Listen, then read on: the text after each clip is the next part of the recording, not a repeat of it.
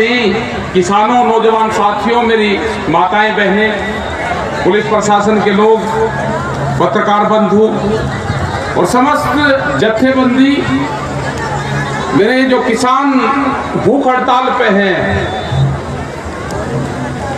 इन सब का धन्यवाद है। और जिस तरह के जो प्रोग्राम यहाँ पे दिखाए गए हैं, यही हकीकत किसान की है। ये जो प्रोग्राम है, मतलब एक प्रोग्राम से अगर दूसरे प्रोग्राम में जाए तो 200-200 किलोमीटर के अंतर है। जिस तरह से दिल्ली को किसान ने चारों तरफ से घेरा है, जो घेराबंदी है, ये अगर एक साइड से जाएं और दूसरे साइड में जाएं तो 200 किलोमीटर लगते हैं। एक दिन लगता है पूरा हमें एक स्थान से दूसरे स्थान पर जाने के लिए। आपको यहाँ का पता होगा कि यही लोग हैं, लेकिन यहाँ से जो उत्तर प्रदेश और उत्तराखंड के लोग बैठे हुए हैं, जो दूसरी जगह पंजाब और दूसरी साइड के लोग बैठे हुए हैं, हरियाणा की दूसरी साइड में राजस्थान और जो महाराष्ट्र के लोग बैठे हुए हैं, कहीं मध्य प्रदेश और कर्नाटक के लोग बैठे हुए हैं। ये सरकार घिरी है अब की बार 32 साल बाद में दिल्ली में ये जत्थेबंदी आई है। पहले 32 साल पहले हमारे पूर्वज यहाँ पे आए, बड़ी संख्या में लोग आए, लेकिन उसमें दिक्कत, वो उस टाइम पे अंदर थे हम सब लोग। अब की बार दिल्ली को घेरा है चारों तरफ से। जो एक काले कानून है, कल भी सरकार से बातचीत होगी। हमने अपने मुद्दे दिए हैं, अपना एजेंडा दिया है कि जो हमारा एजेंडा है, सबसे पहले काले जो कानून है ये वापसी हो, इसमें कोई समझौता नहीं है। क्योंकि दिल्ली दरबार का अगर बैरिकेडिंग है तो एक कानून हटेंगे, जब ही दूसरी चीजों पर बातचीत होगी। स्वामीनाथन कमेटी की रिपोर्ट वो लागू हो देश में। देश के प्रधानमंत्री को जिस तरह से ड्राफ्ट दिया जाता है, पीएमओ तक, प्रधानमंत्री के ऑफिस तक, बड़े बड़े कॉर्पोरेट घरानों की वहां तक पहुंच है, उनको जो दस्तावेज दिया जाता है, और वे प्रधानमंत्री जी फिर मंच में बोलते हैं कि स्वामीनाथन कमेटी की रिपोर्ट को लागू कर दिया। मतलब देश के प्रधानमंत्री को जो पूंजीपति घराने झूठ बोलवाने का काम करते हैं, ये उन्हीं के खिलाफ ये आंदोलन है। स्वामीनाथन कमेटी की रिपोर्ट लागू नहीं हुई। जो इनके घोषणा पत्र में था, बीजेपी के जो घोषणा पत्र में था, वो था कि एमएसपी पे 50% जोड़ के हम मुनाफा देंगे। इन्हें नहीं दिया। C2+50 वाला फार्मूला था, वो नहीं दिया। A2+FL दिया, उसमें मजदूरी नहीं जोड़ी, उसमें खेती किसानी की जमीन का किराया नहीं जोड़ा। तो आप ये लगा सकते हो कि इतनी बड़े लोग चारों तरफ से घेर के बैठे हुए हैं, उसके बाद में भी ये कह रहे कि हम संशोधन करेंगे। मतलब आज भी ये संशोधन की बात कर रहे हैं। दिल्ली को घेर लिया है चारों तरफ से, आज भी संशोधन की बात कर रहे हैं। कौन मान जाएगा? हमने कहा कि दो ही रास्ते हैं सरकार के पास में, कानून वापसी ले लो, एमएसपी पे कानून बनाओ, स्वामीनाथन कमेटी की रिपोर्ट को लागू करो, जो पुरानी जलाने वाले कानून हैं इनको वापसी करो, जो बिजली के कानून हैं इनको वापसी करो। बिजली के कानून क्या है कि जो भी दो पशु, जिसके पास में जो दो भैंसे पालता होगा, दो पशु होंगे, कॉमर्शियल कलेक्शन उसको गांव में भी लेना पड़ेगा। ये है नया बिजली एक्ट। ये किसान को बर्बाद करने के षड्यंत्र है। ये सभी ज्यादा बड़ी लड़ाई है। और जिस तरह से शांतिपूर्ण तरीके से इतने लोग आने के बाद में भी शांतिपूर्ण तरीके से हम बैठे हुए हैं, कितनी परीक्षाएं लेंगे? कह रहे जी किसानों को तो 1 महीना हो गया। किसान तो अपने खेत में बीज डाल के और 6 महीने का फसल का इंतजार करता है। वह फसल फिर बर्बाद हो जाती है, फिर उसमें बीज डालता है, फिर इंतजार करता है। राजस्थान का किसान अपने खेत में 10 साल तक हल चलाता है, अगर सूखा पड़ता है तो 11वें साल भी उसी खेत में हल जोतने जाता है। वो अपना गांव नहीं छोड़ता, अपने खेत को नहीं छोड़ता, वो वहीं हल जोतने जाता है। इस व्यापारी की बात करते हो, जो उस व्यापारी को 2 महीने घाटा हो जाओ, एक बिजनेस में घाटा हो जाओ वो दूसरा व्यापार शुरू कर लेगा। एक शहर में घाटा हो गया वो शहर छोड़ देता है। आप उस व्यापारी की वकालत सरकार करती है। अरे वकालत करनी है तो इस किसान की करो जो अपना गांव नहीं छोड़ता, जो अपना पिंड नहीं छोड़ता, जो अपनी जमीन का एक टुकड़ा नहीं छोड़ सकता, उसकी बात नहीं होगी देश में। देश में व्यापारी की बात होगी, उनके लिए कानून बनेंगे।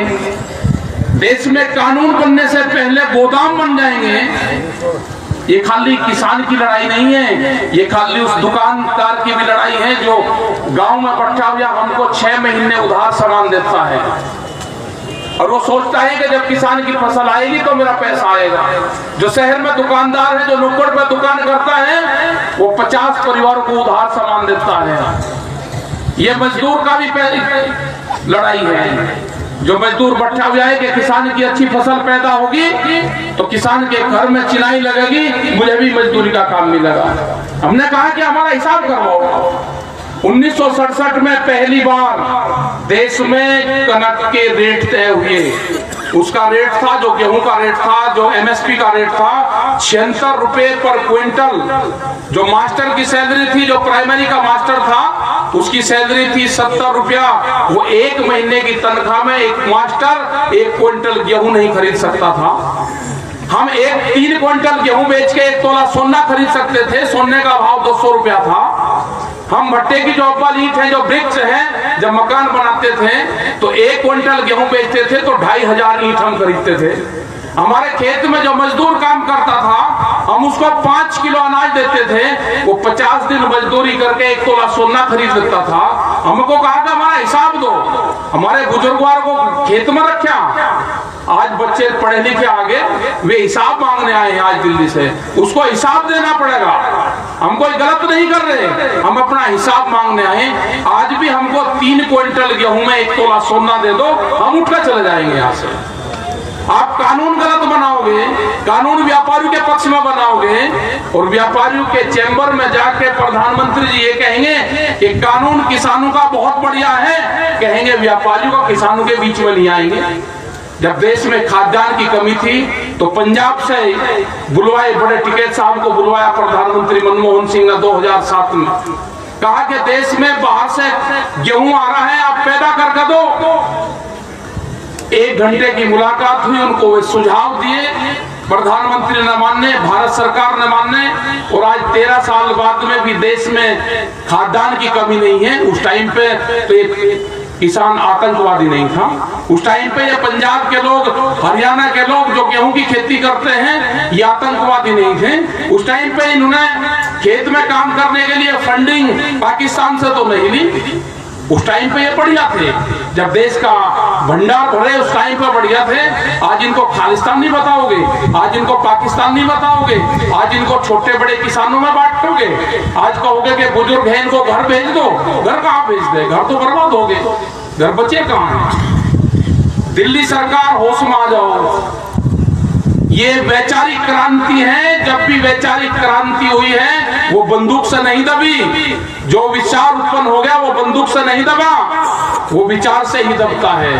आप इनको जो काले कानून बनाए इनको वापसी ले लो।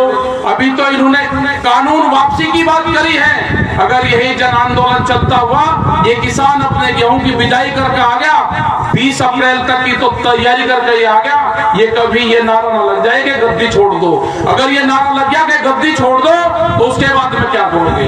अभी नारा कानून बदलने का है, कभी ये नारा न लग जाए कि गद्दी छोड़ दो, ये नारा भी लग सकता है। तो सरकारें होश में आ जाएं, इन जन भावनाओं को समझ लें। यही एक चेतावनी इन किसानों की है, इन मजदूरों की है, इन दुकानदारों की है, इन व्यापारियों की है, इन भोले भाले उन लोगों की भी है। जिस तरह के कानून लेकर आ रहे हैं कि जो साप्ताहिक बाजार लगाने वाले लोग हैं, वे 4 करोड़ लोग हैं जो साप्ताहिक बाजार लगाते हैं, जो हर मंगल दिवस लगाते हैं, जो पीठ लगाने का काम करते हैं, जो सस्ते में जो 10 रुपए का 5 रुपए की कंघी बेचने का काम करते हैं, जो 2.5 रुपए का संदूर बेचने का काम करते हैं। ये तो उनको भी खत्म करना चाहते हैं। आ रहे हैं वॉलमार्ट जैसी बड़ी बड़ी कंपनियां आ रही है और कह रही कि ये जो साप्ताहिक बाजार है हिंदुस्तान से ये खत्म करो। 4.5 करोड़ लोगों को खत्म करने का प्रोग्राम है, हिंदुस्तान के किसानों को खत्म करने का प्रोग्राम है, यहाँ के जो छोटे दुकानदार हैं उसको खत्म करने का प्रोग्राम है।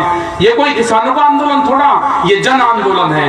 न ये किसी एक पार्टी का आंदोलन रहा, न किसी एक व्यापारी का आंदोलन रहा, ये जन आंदोलन बन गया है। सरकार होश में आए, सरकार जो काले कानून है इनको वापसी ले, एमएसपी पे कानून बनाए, एमएसपी से कम पे खरीदना हो, ये कानून उनको बनाने पड़ेंगे। तो यही सब मुद्दों के साथ में हम आज दूसरी जगह 2 प्रोग्राम ये करें और जगह भी हम जा रहे हैं। सब जगह बड़े जत्थेबंदी हैं, घबराने की कोई बात नहीं।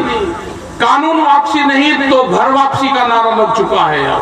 घर की तो गुंजाइश ही नहीं है। जो स्टेज का भी मुंह है, जो जनता का मुंह है, वो दिल्ली की तरफ को है। वापसी नहीं जाना यहाँ से, तकड़े होकर लड़ना है, लंगर चक्कर लड़ना है, तकड़े होकर लंगर चक्कर लड़ना है। तो आप सब लोग का धन्यवाद। जय हिंद, जय भारत, वाहेगुरु जी का खालसा, वाहेगुरु जी की फतेह।